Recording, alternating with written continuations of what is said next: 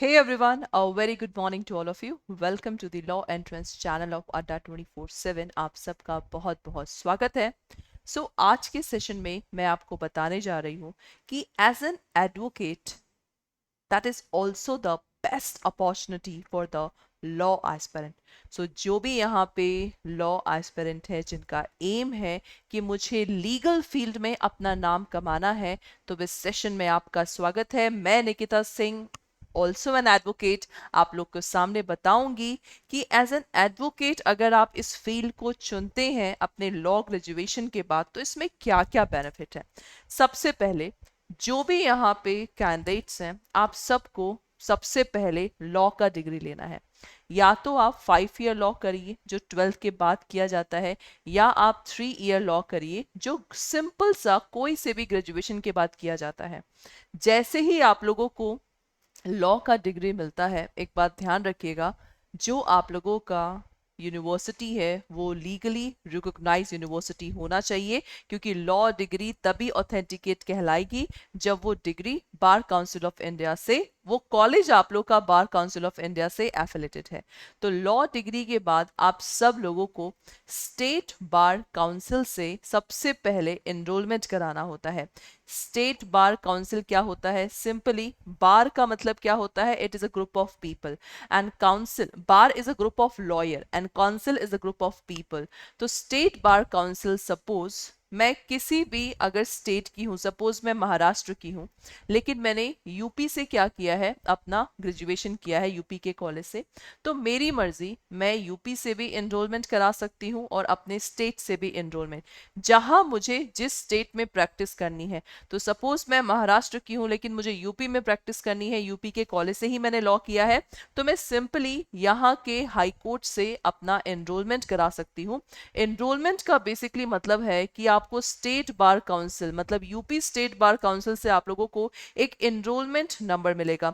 उस enrolment number के बाद आप लोग यूपी के कोर्ट में, चाहे वो डिस्ट्रिक्ट कोर्ट हो चाहे वो हाई कोर्ट हो, आप लोग एज ए प्रैक्टिस कर सकते हैं, राइट. तो state bar council, that is always from after law degree you have to be enrol. Okay.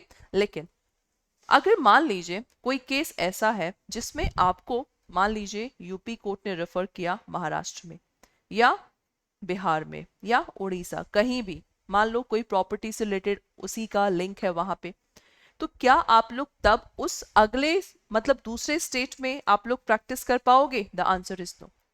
तो उसके लिए क्या है, आफ्टर स्टेट बार काउंसिल, मतलब एनरोलमेंट के बाद एक बार काउंसिल ऑफ इंडिया के द्वारा AIBE का एग्जाम होता है, that is all India bar examination.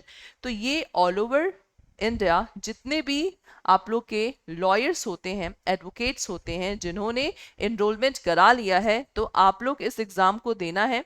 और मिनिमम 40% चाहिए इस एग्जाम को क्रैक करने के लिए. जैसे ही 40% ले आए, इट मीन्स आप लोग ऑल ओवर इंडिया कहीं भी प्रैक्टिस कर सकते हैं.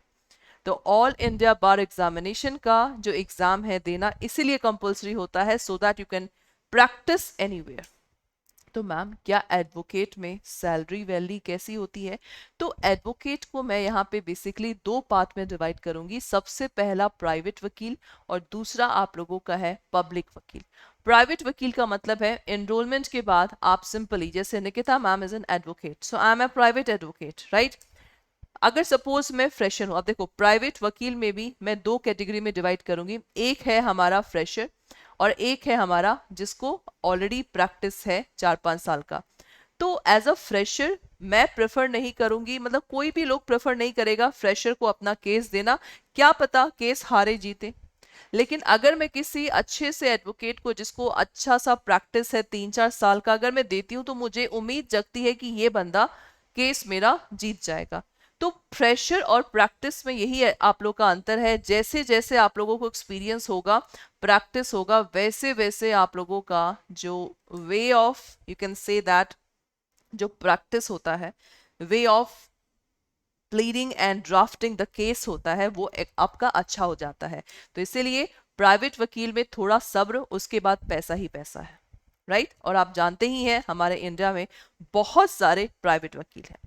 और अब अगर मैं बात करूं पब्लिक वकील की, जिसको कि सरकारी वकील बोला जाता है, तो सरकारी वकील के लिए सबसे पहले किसी किसी स्टेट में 3 साल का, किसी किसी में 2 साल का पहले एज एन प्राइवेट वकील आप प्रैक्टिस करिए।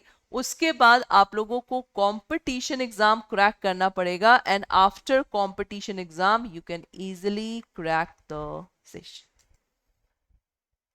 तो जब पब्लिक वकील, जिसको सरकारी वकील बोलते हैं, आप कंपटीशन एग्जाम क्रैक कर लेते हैं तो उसको क्या बोलते हैं, एज अ असिस्टेंट पब्लिक, मतलब एपीपी का एग्जाम होता है।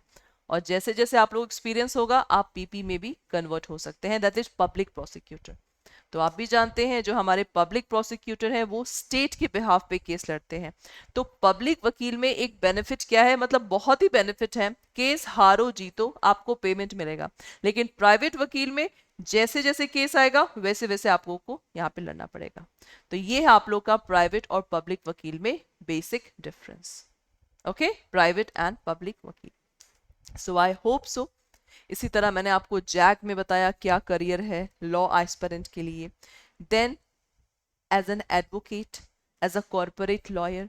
और कल हम लोग ऐसे ही सेशन के साथ प्रेजेंट रहेंगे सो दैट आप लोग अपना एम बना लीजिए कि आप लोगों को क्या बनना है लॉ करने के बाद। So that's all for today's class.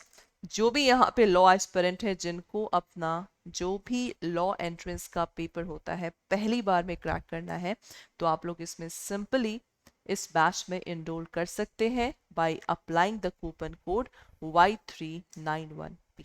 Thank you so much for attending the session.